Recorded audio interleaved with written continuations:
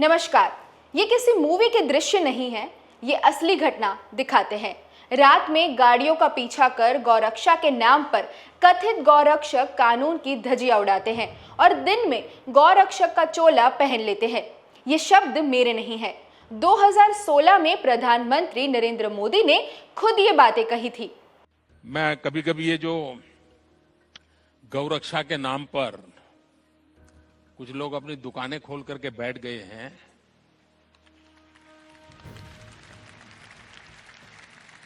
मुझे इतना गुस्सा आता है। गौ भक्त अलग है, गौ सेवक अलग है। पुराने जमाने आपने देखा होगा कि बादशाह और राजाओं की लड़ाई होती थी, तो बादशाह क्या करते थे? अपनी लड़ाई की फौज के आगे गाय रखते थे। राजा को परेशानी होती थी कि लड़ाई में अगर हम शस्त्रों का वार करेंगे तो गाय मर जाएगी, तो पाप लगेगा, और इसी उलझन में वो हार जाते थे। और वो भी बड़ी चालाकी से गाय रखते हैं। मैंने देखा है कि कुछ लोग जो पूरी रात एंटी सोशल एक्टिविटी करते हैं, कुछ लोग, लेकिन दिन में गौरक्षक का चोला पहन लेते हैं।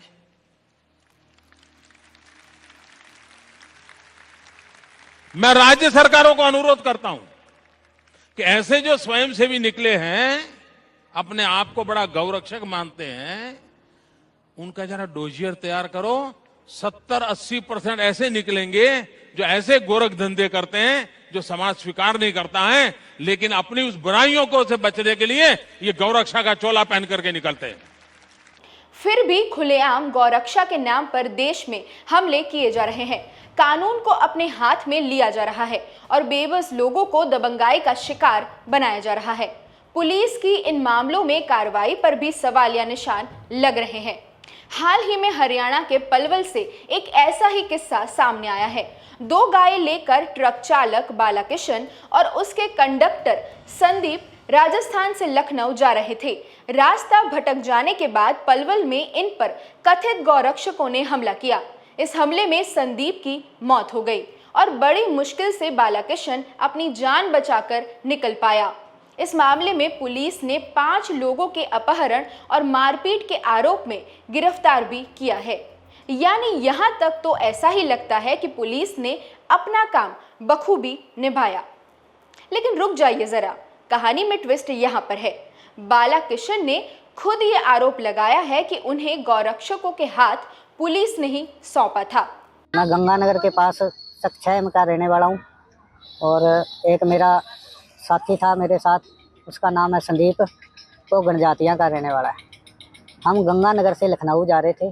2 गाय माता थी हमारे पास, तो केएमपी से पलवल की तरफ नीचे उतरे हम, तो वहाँ हमारे को एक पुलिस वाली 112 नंबर गाड़ी ने रोका। वहाँ पुलिस वाले, उसके अंदर 3 थे, तीनों वर्दी वाले थे। एक ड्राइवर था, एक और था उसके अंदर, एक 2 स्टार था। ड्राइवर का नाम है रणवीर सिंह। गाड़ी का जो सरकारी गाड़ी थी 112, उस ड्राइवर ने हमारे को रोका और उसका नाम है रणवीर सिंह। उसने हमारी गाड़ी खुलाई है, सारा कुछ चेक किया हमारा। चेक करके 3 अनजान व्यक्ति बुलाए मोटरसाइकिल पे, मेरे को और संदीप को उनके वाले कर दिया और आप निकल गए वो। उसके बाद वो तीनों लड़कों ने हमारी गाड़ी की चाबी ली, हमारा मोबाइल पोसा, हमारे बटुए ले लिए और हमारे को पीटने लगे और हमारी गाड़ी ले गए। पलवल से साइड में कोई गांव पड़ता है, मेरे को नहीं पता, हमारे को नीचे दबा लिया था। उस गांव में ले जाके कोई खंडर है, उस खंडर में मेरे और बालकिशन को और संदीप को इतना पीटा हम दोनों बेहोश हो गए थे। वहाँ से फिर हमारे को, वहाँ एक नल लगा हुआ है, नल से पानी हमारे ऊपर गिरा, थोड़ा थोड़ा हमारे को होश आया। उसके बाद फिर हमारे को गाड़ी में डाला। फिर एक सोना की तरफ है एक नाला, गंदा नाला, बहुत बड़ा नाला है, गंदा नाला। उस नाले पे गाड़ी पहले नीचे उतारी है, फिर ऐसे नाले के साथ साथ 1.5 किलोमीटर अंदर गए है वो। वहाँ सुनसान जगह में ले जाके उस नाले की पटड़ी पे हमारे को सुहा के मेरे पे यहाँ पे वार किया था कृपाण से, और उसके बाद नाले के अंदर डाल दिया। और मेरा संदीप दूसरा साथी था, उसको भी कृपाण से वार करके नाले में डाल दिया। मैं तो खुदा ना खास्ता कैसे निकला कैसे नहीं निकला, उस दिन रात में निकल चुका हूँ। और संदीप को 10 दिन के बाद कल मिला वो, शाम को 4-5 बजे के करीब मिला, 10 दिन के बाद। ये 22 तारीख रात के पुलिस वाले ने हमको रोका। 22 तारीख रात को 12 बजे के 20 मिनट पे हमारे को पुलिस वाले ने रोका है। क्या एमपी से पलवल की तरफ उतरते हैं, वहाँ चौक उस गुड़ाई पे रोका है। वहीं लड़के पुलिस वालों ने लोकेशन डाल के और फोन करके लड़कों को बुलाया। हमारे गाड़ी में कितने लोग थे? 3 लोग थे, एक ड्राइवर था, एक 2 स्टार था, एक और सिपाही था। यानी बालाकिशन के इस बयान ने पुलिस की गौरक्षकों के साथ कथित संलिप्तता से पर्दा उठाया है। जहां एक आम नागरिक जिनका पुलिस पर विश्वास होता है कि जब भी उनके साथ कोई अत्याचार होगा तो वो पुलिस के पास जा सकता है और पुलिस उनकी बात सुनकर उन्हें मदद कर सकती है। लेकिन जब पुलिस की कार्रवाई ही सवालों के घेरे में हो तो जनता का यकीन प्रशासन से उठ जाता है। इस घटनाक्रम में पुलिस उपाधीक्षक मनोज वर्मा के हवाले से द हिंदू में बताया गया है कि बालाकिशन और संदीप 22 फरवरी की रात को राजस्थान से लखनऊ एक पिकअप ट्रक में 2 दुधारू मवेशियों को लेकर जा रहे थे। तभी वो रास्ता भटक गए और मोटरसाइकिल सवार कथित गौरक्षकों से टकरा गए। पुलिस की ओर से आया ये बयान ड्राइवर बालाकिशन के बयान से मेल नहीं खाता है, क्योंकि बालाकिशन ने आरोप लगाया था कि पुलिस ने ही मोटरसाइकिल सवार गौरक्षकों को बुलाया था। वहीं ये हमला कितना भयावह था, ये बात द हिंदू की इस रिपोर्ट में पलवल के एक पुलिस अधिकारी के बयान से साफ हो जाती है कि कैसे गौरक्षकों ने बालाकिशन और संदीप पर लाठियों, तलवारों और हथौड़ों से हमला किया था और जब उन्हें लगा कि ये लोग मर गए हैं तो उन्हें नहर में फेंक दिया। अब ये मामला पूरी तरह से सुलझा भी नहीं था कि इसके चंद दिनों बाद हरियाणा के झज्जर में 8 मार्च को ऐसी ही घटना सामने आई, जिसमें गौ तस्करी के शक में गौरक्षकों ने तारीफ और कयूम को बेरी पुलिस चौकी के सामने ही पीटना शुरू कर दिया था। दरअसल गौरक्षकों को शनिवार देर रात एक सूचना मिली थी, जिसमें ये जानकारी दी गई थी कि भिवानी से गौ तस्कर कैंटर में गाय ले जा रहे हैं। इस सूचना के आधार पर गौरक्षकों ने एक कैंटर का पीछा शुरू किया। साथ ही गौरक्षकों ने इसकी जानकारी अन्य साथियों को भी दी। गौरक्षकों को आता देख गौ तस्करों ने अपनी गाड़ी बेरी पुलिस चौकी के सामने रोक दी और गाड़ी से उतरे 2 लोग चौकी के अंदर भागने लगे। लेकिन तभी गौ तस्करों ने दोनों को पकड़ लिया और पिटाई शुरू कर दी। मारपीट का शोर सुनकर चौकी से पुलिसकर्मी बाहर निकले और उन्होंने गौरक्षकों को पकड़ लिया। मारपीट में घायल हुए गौ तस्करों को पीजीआई भेजा गया। दोनों गौ तस्कर नू के रहने वाले हैं। पुलिस ने दोनों गौ तस्करों के खिलाफ तो केस दर्ज किया ही, साथ ही 8 गौ रक्षकों के खिलाफ भी पुलिस ने गैर जमानती धाराओं में मामला दर्ज कर लिया और 8 गौ रक्षकों को ड्यूटी मजिस्ट्रेट के सामने पेश किया गया, जहां से सभी को जेल भेज दिया गया। पुलिस ने जब कथित गौ तस्करों और गौ रक्षकों के खिलाफ केस दर्ज किया तो पुलिस स्टेशन के बाहर अलग अलग संगठनों का जमावड़ा हो गया और उन्होंने गौ रक्षकों के खिलाफ कार्रवाई पर नाराजगी जताई। मेरा हरियाणा प्रशासन से, हरियाणा सरकार से विनम्र विनती है, मेरे बच्चों की जवानी कत्लों में न बीते।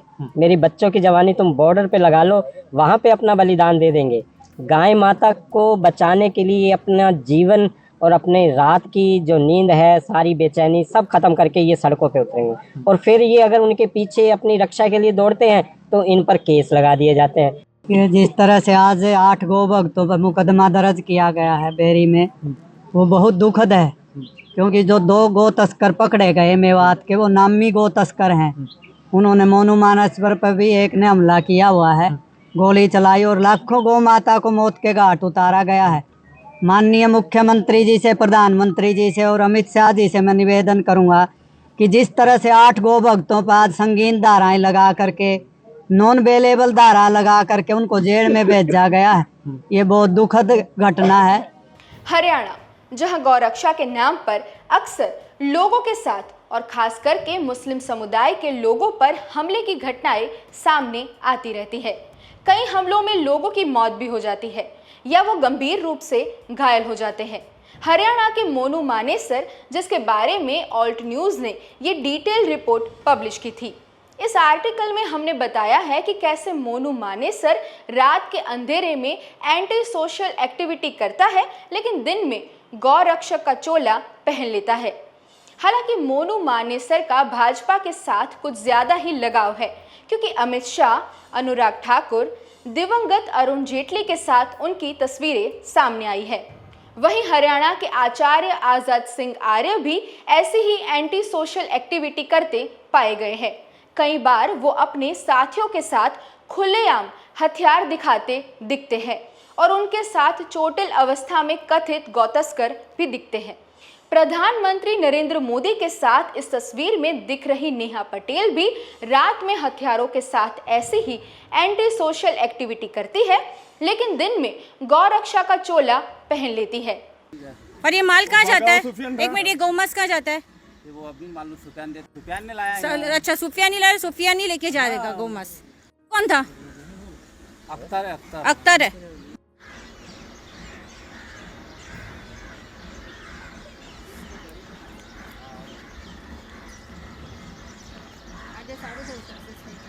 वीडियो नहीं उतारा।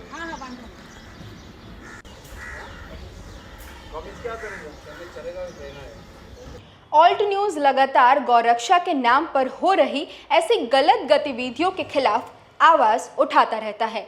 गौरक्षक जो कानून की परवाह किए बगैर ऐसे हमलों को अंजाम देते हैं, न सिर्फ लोगों की सुरक्षा पर प्रश्न उठाते हैं, बल्कि प्रशासन और पुलिस की कार्यवाही को भी कटघरे में खड़ा करते हैं। ऑल्ट न्यूज लगातार ऐसे हेट स्पीच और हेट क्राइम को उजागर करता है। हमारे काम को सपोर्ट करने के लिए आप हमारे YouTube चैनल को सब्सक्राइब करें और हमें वन टाइम या मंथली डोनेशन देकर भी आप सहयोग कर सकते हैं।